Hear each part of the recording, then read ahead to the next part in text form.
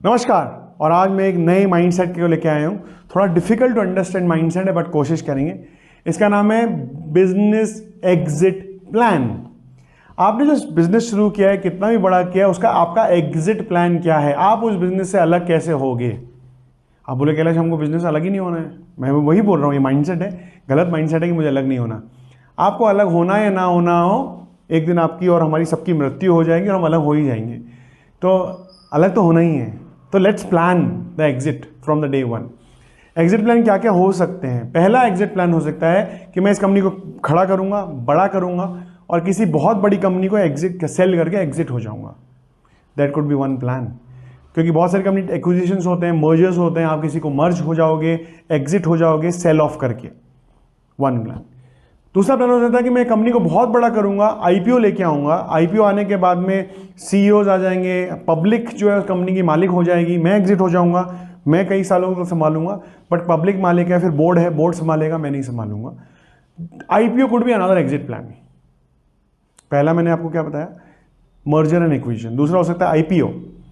तीसरा exit plan हो सकता है नहीं कैलाश मैंने ये कंपनी अपने बच्चों के लिए खड़ी की है, वो बच्चों को संभालनी है।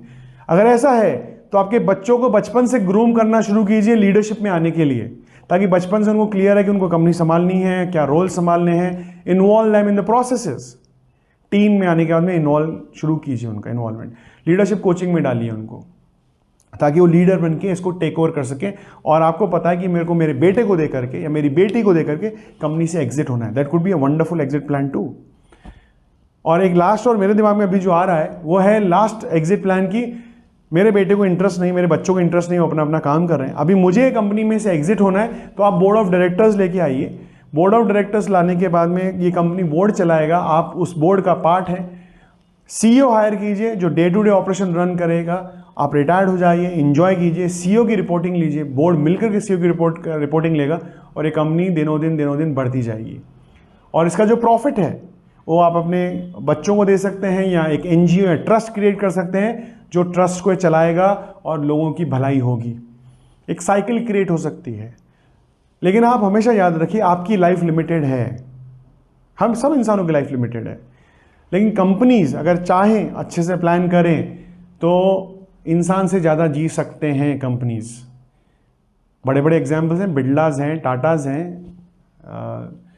रिलायंस है। बड़ी बड़ी कंपनियों की बात कर रहा हूँ मैं, जिनकी उम्र 100 साल से ज़्यादा है, 3 जनरेशन चला रही हैं। So life of company is more than life of yours. I am just saying कि प्लान द एग्जिट। आप जब प्लान एग्जिट करके रखोगे तो आपको कभी डिसअपॉइंटमेंट नहीं होगा, क्योंकि होने तो वाला ही है।